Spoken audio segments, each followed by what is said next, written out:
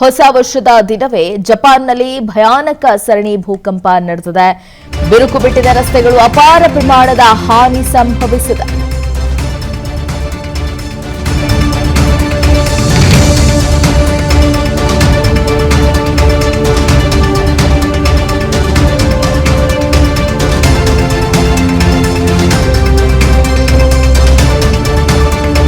इस ವರ್ಷದ ಮೊದಲ ದಿನವೇ ಜಪಾನ್ಗೆ ಪ್ರಕೃತಿ ಆಘಾತ ನೀಡಿತ್ತು.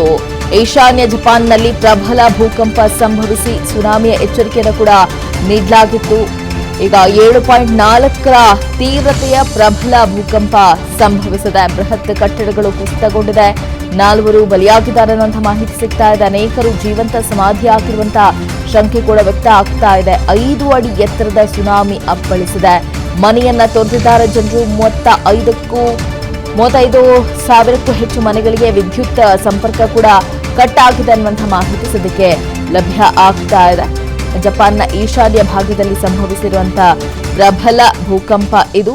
ರಿಕ್ಟರ್ ಮಾಪಕದಲ್ಲಿ 7.4ರಿಂದ 7.6ರವರೆಗೂ ತೀವ್ರತೆ ದಾಖಲಾಗಿದೆ. ಜಪಾನ್ನ ಈಶಾನ್ಯ ಭಾಗದ ನನಾವೋನಲ್ಲಿ ಭೂಕಂಪನದ ಕೇಂದ್ರ ಬಿಂದು ಇದೆ ಅನ್ನೋದು ಕೂಡ ವರದಿಯಾಗಿದೆ. ಜಪಾನ್ನ ಇಶಿಕಾವಾ, ನಿಗಾಟಾ ಮತ್ತು ಟೊಯಾಮಾ ಪ್ರಾಂತ್ಯಗಳ ಕರಾವಳಿ ಪ್ರದೇಶದಲ್ಲಿ ಜಪಾನ್ ಹವಾಮಾನ ಸಂಸ್ಥೆ ಸುನಾಮಿಯ ಎಚ್ಚರಿಕೆಯನ್ನು ಕೂಡ ನೀಡಿತ್ತು. ಮೀನುಗಾರರು ಸಮುದ್ರಕ್ಕೆ ಇಳಿಬಾರದು ಅಂತ ಕೂಡ ಎಚ್ಚರಿಕೆಯನ್ನ ನೀಡಿದೆ.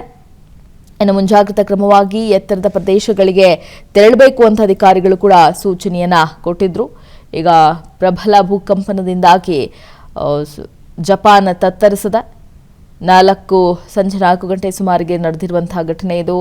21 ಸರಣಿ ಪಾಶ್ಚಾತ್ ಕಂಪನ ಉಂಟಾಗಿದೆ. ಈ ಪೈಕಿ ಗರಿಷ್ಠ ತೀವ್ರತೆ 7.6ರಷ್ಟು ದಾಖಲಾಗಿದೆ. ಜಪಾನ್ನಲ್ಲಿ ಸಂಭವಿಸಿರುವಂತಹ ಭೂಕಂಪ ಇದು. 35,000ಕ್ಕೂ ಹೆಚ್ಚು ಮನೆಗಳಿಗೆ ವಿದ್ಯುತ್ ಸಂಪರ್ಕ ಕಟ್ ಆಗಿದೆ. ಇನ್ನು ಬಗ್ಗೆ ಮತ್ತಷ್ಟು ಡೀಟೇಲ್ಸ್ ಕೊಡ್ತಾರೆ ನಮ್ಮ ಪ್ರತಿನಿಧಿ ಅಭಿಷೇಕ್ ಜಯಶಂಕರ್. ಅಭಿಷೇಕ್, ಈಗಾಗಲೇ ಜಪಾನ್ ಭೂಕಂಪನದಿಂದ ತತ್ತರಿಸಿದೆ. ಎಷ್ಟೊತ್ತಿಗೆ ಆಗಿರುವಂತಹ ಘಟನೆ, ಏನಾದರೂ ಈಗ ಅಲ್ಲಿಂದ ಸಿಗ್ತಾ ಇರುವಂತಹ ಡೀಟೇಲ್ಸ್ ಏನಾದರೂ ನೀಡೋದಾದ್ರೆ? ಈಗಾಗಲೇ ಏನು ಇತ್ತೀಚೆಗೆ ಅಂದ್ರೆ ಒಂದು 25 ವರ್ಷದಿಂದ ಒಂದು ಪ್ರಬಲವಾದ ಭೂಕಂಪ ಅಂತ ಹೇಳ್ಬೋದಾಗಿದೆ. ಯಾಕಂದ್ರೆ 2ನೇ ಪ್ರಬಲ ಭೂಕಂಪ ಅಂತಾನೆ ಹೇಳ್ಬೋದಾಗಿದೆ. ಈ ಹಿನ್ನೆಲೆಯಲ್ಲಿ ಈಗ ಸದ್ಯದ ಮಟ್ಟಿಗೆ 35,000ಕ್ಕೂ ಹೆಚ್ಚು ವಿದ್ಯುತ್ ಅಲ್ಲಿ ಸಂಪರ್ಕ ಕೂಡ ಕಡಿತಗೊಂಡಿದೆ. ಅದಕ್ಕಿಂತ ಹೆಚ್ಚಾಗಿ ಅಲ್ಲಿದ್ದಂತಹ ಭೂಮಿಗಳು, ಆ ಭೂಮಿ ಏನು ಒಂದು ಬಿರುಕು ಬಿಟ್ಟಂತಹ ಒಂದು ಕಾರಣದಿಂದಾಗಿ ಜೀವಂತ ಸಮಾಧಿಯಾಗಿರುವಂತಹ ಒಂದು ಇದು ಕೂಡ ಬರ್ತಾ ಇದೆ.